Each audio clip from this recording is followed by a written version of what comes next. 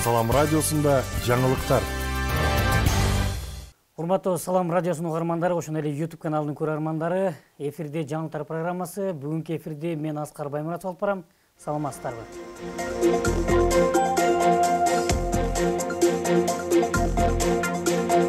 Баткен шаарында жергиликтүү бюджеттен 15 миллион сомго асфальт төшөлөт. Президент Садыр Жапаровдун тапшырмасы менен Баткен шаарында 22 чакырым ички көчөлөргө асфальт төшөлөт. Бул тууралуу Баткен шаардык мэриядан кабарлады. Долбоордун алкагында Четбулак кварталында 11 чакырым жол асфальтталып, сел өтүүчү сайга өтмө көпүрө курулат. Асфальт төшөө боюнча жергиликтүү бюджеттен да 15 миллион сом бөлүнгөн. Бул сумма негизги жана ички көчөлөр асфальтталат.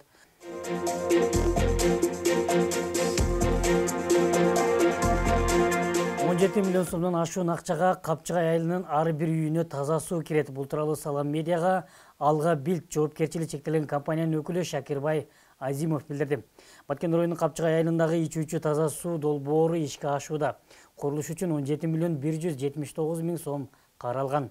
Учурда курулуштун 70% аткарылды, 5 чакырым аралыкка суу түтүктөрү жаткырылды. Курулуштун аякташы менен 100 үй бүлө таза суу менен камсыз болот. Ошондой эле таза суу курулушу 21 миллион 444 миң сомго Достук айылында курулууда. Аталган айылда жумуш 80% аяктады. Натыйжада 59 үйгө таза суу кирет. Таза суу курулуштары республикалык бюджеттин эсебинен каржыланууда.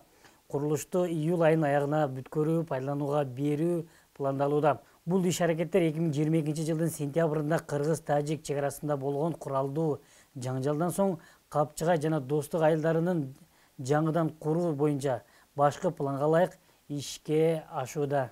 Өзү тендер боюнча тендер 19 майда өткөрүлүп, мамлекет тарабынан өткөрүлгөн тендер 21 миллионго коюштурулган.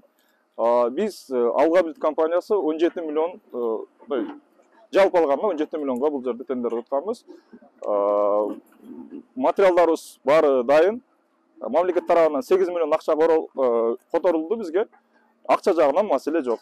Жалаң жумуш алектенип атабыз.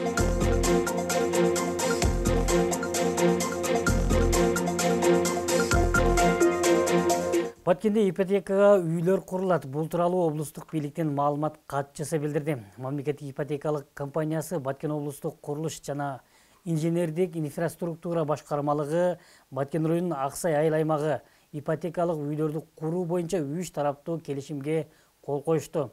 20 турак үй Баткен районунун Аксай айыл аймагынын Таштөбө участкасына курулат. Алар турак жери 12 сотук болгон жер тамдары болот. Ушундай эле 29 үй Лейлек районунун Кулунду айыл аймагына да курулат. Мамлекеттик ипотека 25 жылга 4% менен берилет. Бул үйлөрдү турак жайы жок муктаж жарандар ала алат. Учурда документтештирүү иштери жүрүүдө, курулуш иштери ушул жылдын күз айларында башталат.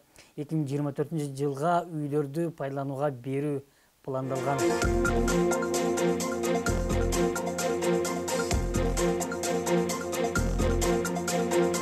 Чек ара чырында автокырсыкка кабылган Шайра Жолдубаевага Баткен шаарынан үй берилди. Бул тууралуу райондук администрациядан билдиришти. Маалыматка ылайык, үйдү Кыргыз инвестициялык кредит банкынын Кызылкыя шаарындагы өкүлчүлүгү алып берген. Кыргыз инвестициялык кредит банкы Жаба акционердик коомунун Кызылкыя филиалынын башчысы Дурусбек Сыдыков ак өргөөнүн ачкычын жана кызыл китебин тапшырып, Шайра айымга ден соолук, мындан аркы жашоосуна жалаң жакшылыктарды каалады. Учурда Жолдубаева ден соолугуна байланыштуу дарыгерлердин көзөмөлүндө ден соолугун чыңдап жатат. Баткен райондук мамлекеттик администрациясы тарабынан дарылануусуна акчалай жардам көрсөтүлгөн деп белгиленет маалыматта. Эске сала кетсек, 2022 жылдын сентябрь айында Кыргыз-Тажик чек арасынан болгон куралдуу кагылышуу учурунда жол кырсыгынан алган жаракатынан улам майып болуп калышкан. Ал автоунаада 24 адам болгон, алардын 12си алган жарааттан улам каза болгон. Анда жолдошу Абдыганы Мамуров, уулу Максатбек жана кызы Сумай каза болушкан.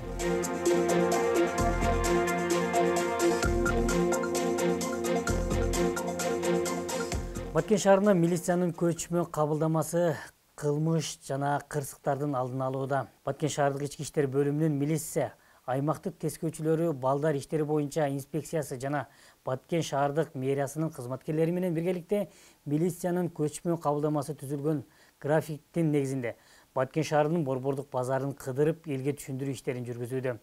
Ошондой эле жарандардын коопсуздугун сактоо, батир ууруларынын алдын алуу, үй бүлөлүк зордук зомбулуктарга жана бөөдө кырсыктардын алдын алуу, кылмыштуулукка жол бербөө максатында эл арасында түшүндүрүү иштерин жүргүзүп, жарандар тарабынан берилген арыз кайрылууларды жеринде чечкенге аракет көрүүдө. Андан соң шаардык коопсуздугун сактоо максатында жол эрежелерин бузуп, туура эмес токтотуп койгон автоунаа ээлерине жана жол жээгинде соода саттык менен алектенген жолго чыгып кеткен жарандарга 4 протокол толтурулуп, айып пулдар салынды.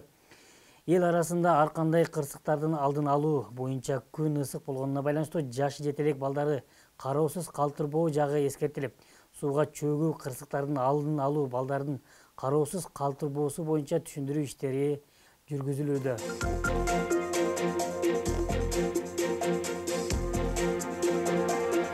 Ушуну менен жаңылыктар программасы соңуна чыкты. Кайрадан эфир аркылуу жолукканга чейин сак саламатта калыңыздар.